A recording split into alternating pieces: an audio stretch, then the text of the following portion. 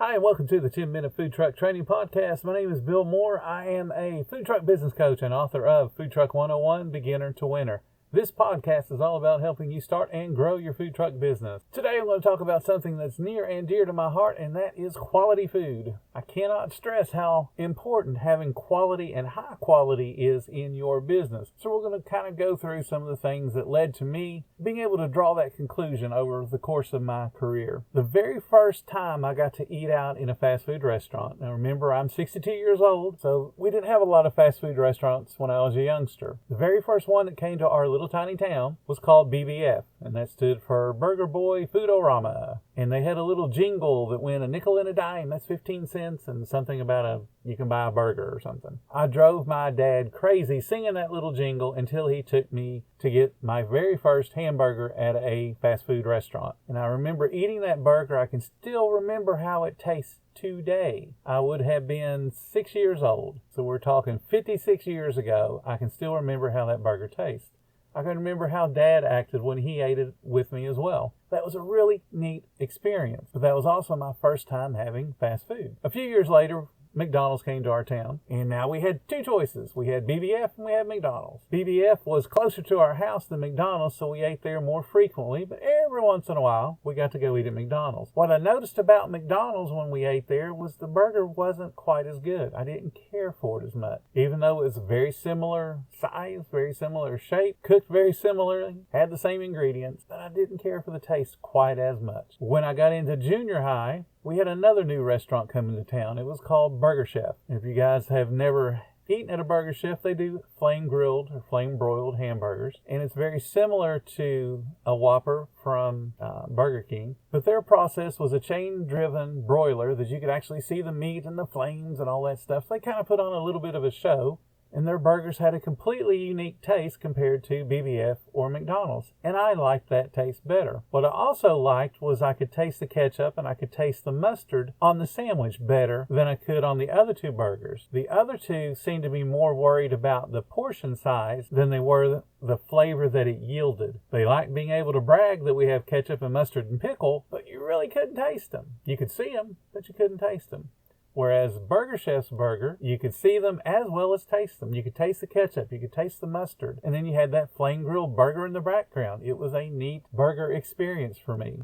But my dad and I went to Burger Chef more frequently because my dad loved the Coca-Cola that they had, because the manager at that particular unit overmixed the Coke. If you ever worked in a fast food restaurant or a restaurant that has a soda fountain back in the old days, you had to put a little bricks cup up there which would actually separate the water from the syrup, and you had a little measuring device to make sure that the ratio was 5-to-1. 5 parts water to 1 part syrup. Well, this particular manager had to have mixed it probably 5.5 or maybe even 6-to-1 because it was ridiculously sweet, but my dad loved it. So we ate there all the time so he could have that very, very sweet Coca-Cola. But I noticed, again, the sandwiches were different, but I had my preference. What I also noticed was the way they held the food. Burger Chef, you tended to get fresher food because they didn't have near the volume of food up that McDonald's would. This is back in the day when McDonald's would have, 20 or 30 cheeseburgers up. I would go into McDonald's the few times that we would go there, and I would always be so impressed by how fast the people were when they would wrap those sandwiches, because they, back then, used to set up a sheet pan full of burgers, and then somebody would pull it down and wrap them all and put it in the little heat chutes where they held all the sandwiches. So they'd put up a dozen or 2 dozen at a time, and then they would call back, we need 18, we need 20. And I always loved how big the numbers were. So even in junior high, I'm thinking about, man, I just really love, the excitement and the movement and everything that they're doing. And what all of that taught me when I finally was able to get my own little place, a little hot dog trailer that I was able to use. I sold a hot dog because it was simple. It's something I could do on the trailer. I sold 2 varieties of chip, and it was a local chip. If you're from the Ohio, Kentucky, West Virginia area, you know Schneider's brand potato chip. I sold the plain ones and I sold the barbecue ones. And I sold 3 sodas. I had Coke, Diet Coke, and Sprite. And that's all that I carried. But each ingredient that I used was made fresh. I made my own chili, diced my own onions.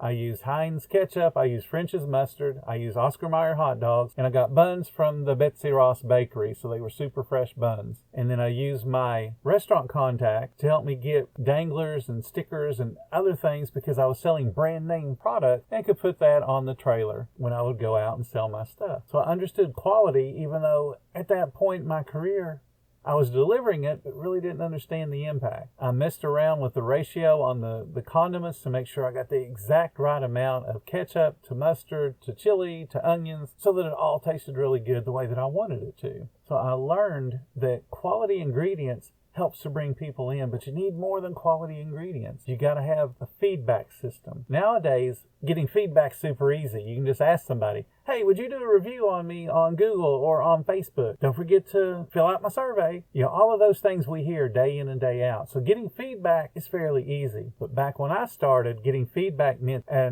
customer had to take a card, a little comment card, and write something down. In my restaurant life, I was the guy that had to count all of those cards. Sometimes I'd have a pile of a couple of hundred. I have to sort them into good comments, bad comments, and then indifferent comments. Usually the bad comment pile would be just a little bit bigger than the good comment pile, because most people, when they're really impressed, they will write a comment card.